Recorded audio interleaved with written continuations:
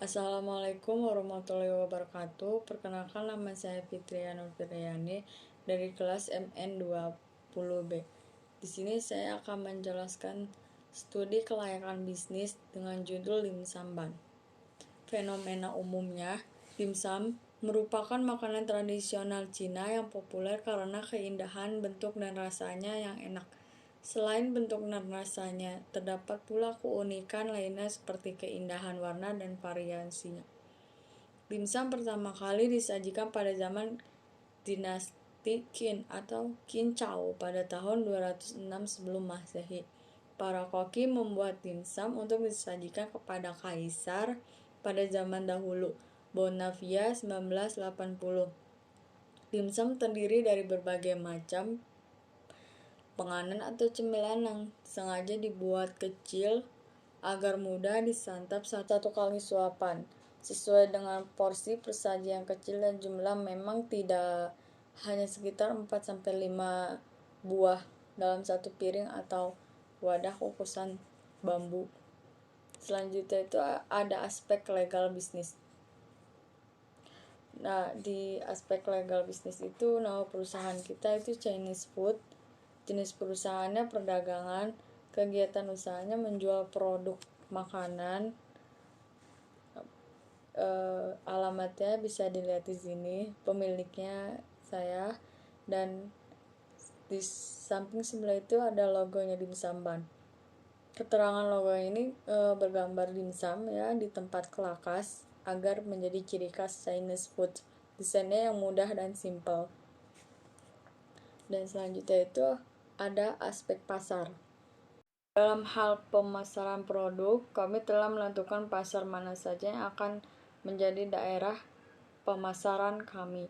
Terdapat dua bentuk pasar, yaitu yang pertama pasar produsen dan kedua pasar konsumen.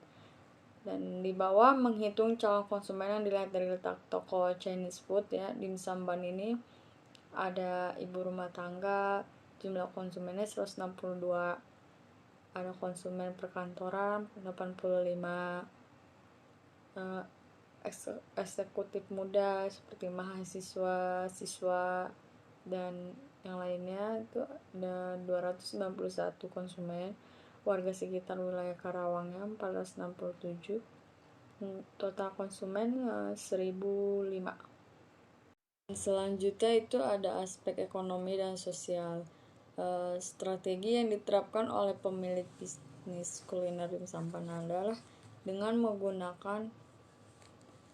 memilih media yang tepat sesuai dengan perkembangan teknologi di mana konsumen cenderung berperilaku sosial di media elektronik. Peran pemasaran digital telah berkembang pesat dalam serangkaian siklus pembelian konsumen. Pemasaran berbasis digital digunakan untuk mendapatkan konsumen, membangun preferensi mereka, promosi mereka,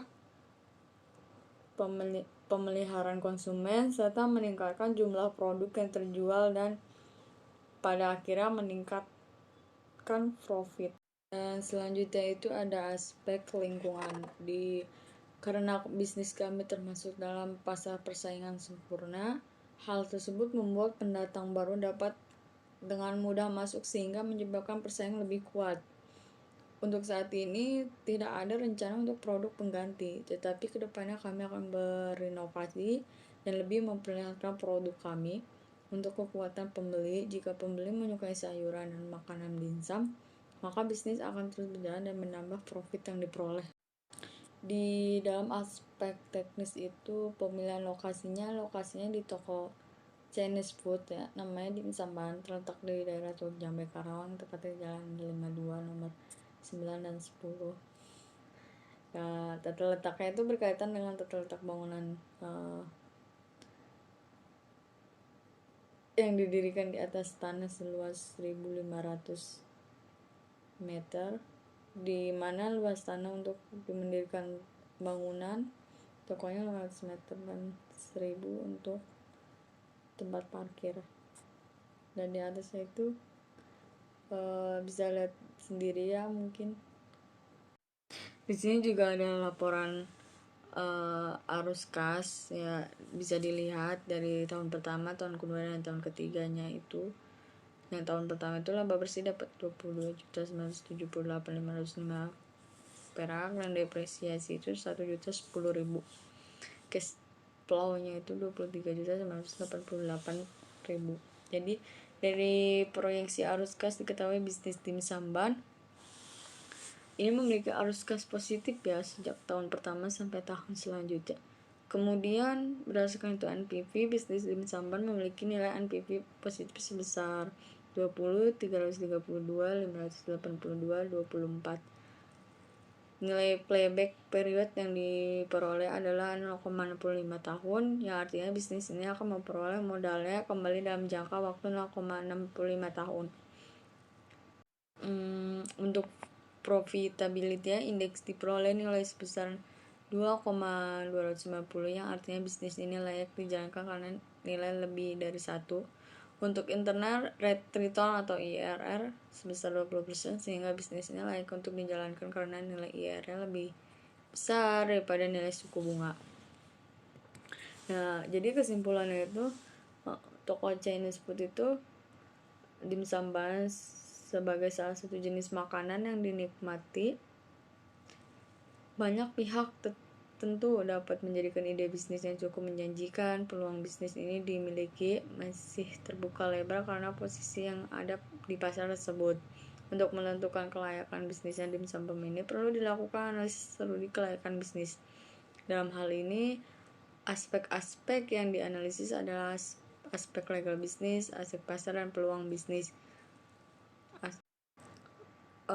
Aspek ekonomi dan sosial, aspek lingkungan, aspek teknik dan teknologi, dan aspek yang terakhir keuangan finansial. Jadi keseluruhan dapat dikatakan bahwa bisnis Chinese food itu dimsum ban layak untuk dilakukan. Pernyataan ini didasarkan pada hasil analisis kedua aspek yang menunjukkan hasil yang baik. Sekian dari saya, terima kasih. Mohon maaf bila ada kesalahan kata. Mohon dimaafkan. Wabillahi taufiq wa hidayah. Wassalamualaikum warahmatullahi wabarakatuh.